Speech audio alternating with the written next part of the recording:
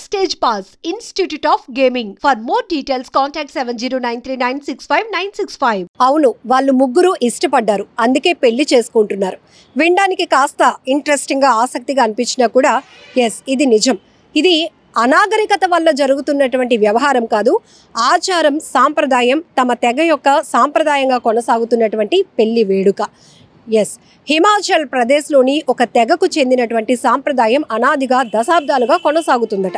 అందులో ఎంత బాగా చదువుకున్న వాళ్ళైనా, ఎంత బాగా వృత్తిరీత్యా స్థిరపడ్డవారైనా ఆ తెగ సాంప్రదాయం ప్రకారం వారు ఇష్టపడితే ఒకరు ఇద్దరిని పెళ్లి చేసుకోవచ్చు అనేది ఈ పెళ్లి యొక్క సారాంశం.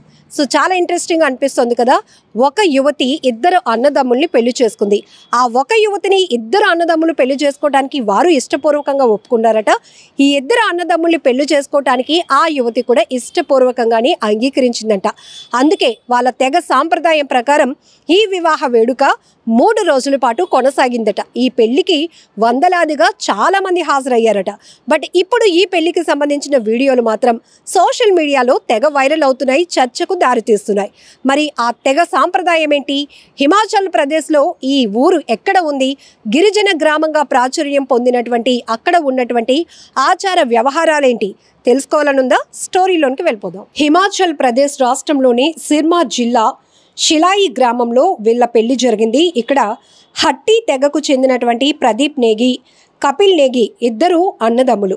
కున్హత్ గ్రామానికి చెందినటువంటి సునీత చౌహాన్ అనే యువతిని తమ తెగ సాంప్రదాయం ప్రకారం వీరు వివాహం చేసుకున్నారు. ఈ నెల 12 నుంచి 14 తేదీ వరకు 3 రోజుల పాటు వీరి పెళ్లి వేడుకలు జరిగాయి. ఈ పెళ్లి వేడుకలకు వందలాది మంది హాజరయ్యారు.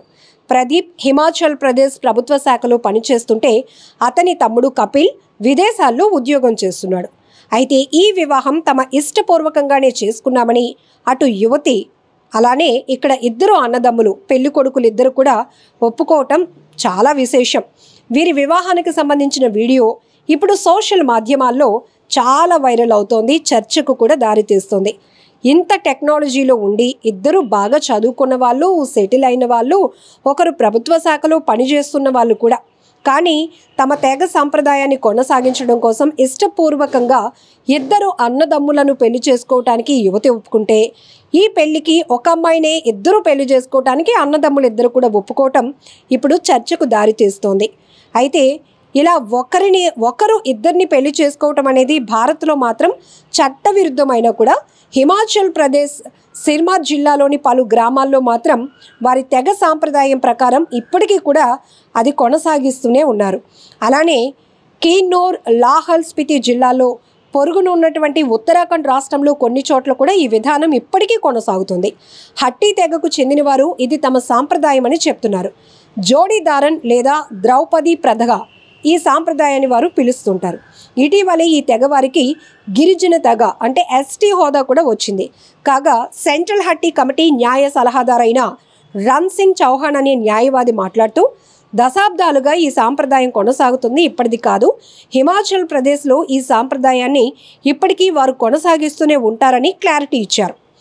హిమాచల్ ప్రదేశ్ హైకోర్టు కూడా దీన్ని గుర్తించిందని కూడా ఆయన చెప్పుకొచ్చారు. ఏదేమైనా చాలా వింతగాను ఆశ్చర్యంగాను ఉంది కదా. సోషల్ మీడియా పుణ్యమాని చాలా విలేజ్లో, చాలా మారుమూల ప్రాంతాల్లో జరుగుతున్నటువంటి వింతలు, వ్యవహారాలు, వాళ్ళ ఆచార సాంప్రదాయ వ్యవహారాలు ఇప్పుడు వైరల్ అవుతూ ఉండటం కొంత ఇంట్రెస్టింగ్గా అనిపించిన చర్చకు మాత్రం దారి తీస్తుంది. ఎందుకంటే ఇంత హై టెక్నాలజీలో ఇప్పటికీ ఇలాంటి సాంప్రదాయాలు ఏంటి? అప్పట్లో ఏవో ఇలాంటి ఆచారాలు కొనసాగిస్తే ఉండేవారు, అనాగరికత కారణం కావచ్చు.